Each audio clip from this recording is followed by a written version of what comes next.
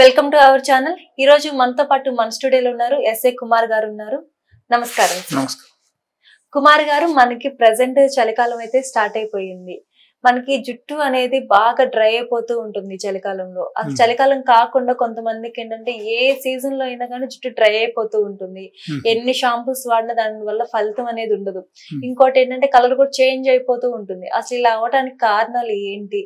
మనం ఎలాంటి shampoos use చేయాలి, లేదా మనకి ఇంట్లో దొరికే ఏదన్నా రెమెడీస్ తో మనం మంచిగా జుట్టు చేసుకోవడానికి ఏదన్నా అవకాశం అనేది ఉంటుందా? దీనిలో యాక్చువల్గా కారణాలు మనం చూస్తే చాలా ఉన్నాయి. బట్ ఇప్పుడు కొన్ని చెప్తాను, నార్మల్గా కొన్ని కారణాలు చెప్తాను. అండ్ ఇన్ జనరల్ వింటర్ సీజన్లో డ్యూ టు దిస్ చిల్నెస్ మనకు నార్మల్గా ఏమవుతుందంటే లైక్ బ్లడ్ కూడా కొంచెం గట్టి పడతాయి అన్నమాట. ఓకే, సో అక్కడ ఏమవుతుందంటే బ్లడ్ సర్క్యులేషన్ కూడా తగ్గుతుంది మన శరీరంలో. So that is one of the reason. The next is like ఎక్కువ మంది స్నానం చేయడానికి కూడా ఇష్టపడరు అన్నమాట. సో అది కూడా అనదర్ రీజన్. మనం డైలీ బేసిస్ లో స్నానం చేయకపోతే కూడా డ్రైనెస్ పెరుగుతుంది అక్కడ.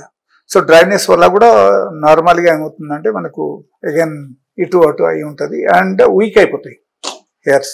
సో డైలీ బేసిస్ లో అట్లీస్ట్ ఒక పూట అయినా ఒకరు తల స్నానం చేయాలి. I'm talking about gents only. Okay, లేడీస్కి ఇట్ ఈస్ డిఫరెంట్. సో ఖచ్చితంగా ఒక్కోసారి ఒకరైనా స్నానం చేయాలి. And the third thing is pollution. ఎప్పుడైనా సరే మనం సిటీ ఏరియాలో ఉంటున్నాం and we are moving here and there, we are moving the pollutions నుంచి వచ్చిన తర్వాత మనం ఖచ్చితంగా హెడ్ బాత్ చేయాలి. ఇన్ కేస్ చేయకపోతే అక్కడ ఏమవుతుందంటే hairs will be affected. Because pollution is one of the most common reason to weaken our hairs. Okay, pollution is so much of effective actually.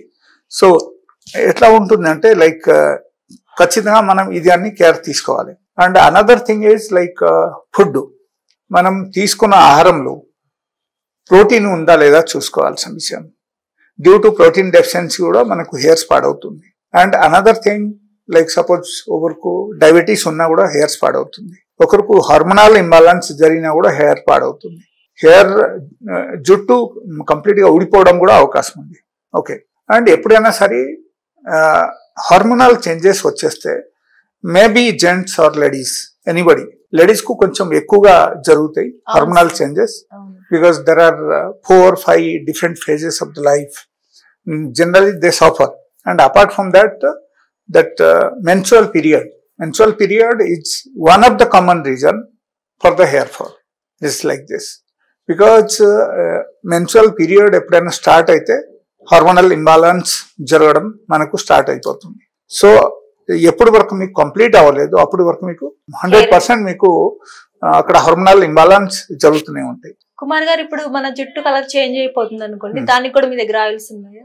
జుట్టు కలర్ అంటే like if it is, let us say, beyond 40 years of age, okay, then akkada entante dye is essential for that. Dye is required.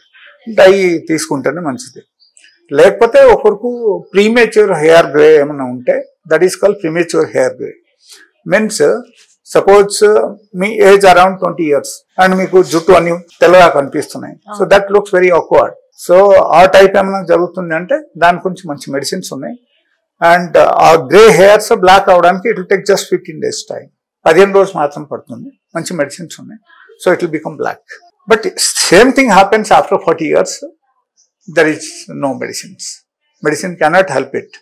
If somebody is giving, somebody is telling that it will happen, so that is wrong and we should not go for the blind beliefs and all. So we should think of the result practically. ఆ విధంగా మనం ఆలోచించి అది అని చూసుకోవాల్సిన విషయం. Generally after 40 years అయితే that is in general happens to someone. So అది ఒకటే మార్గం దానికి ఏంటంటే we have to go for the hair dry or natural hair colour. That's it. Thank you.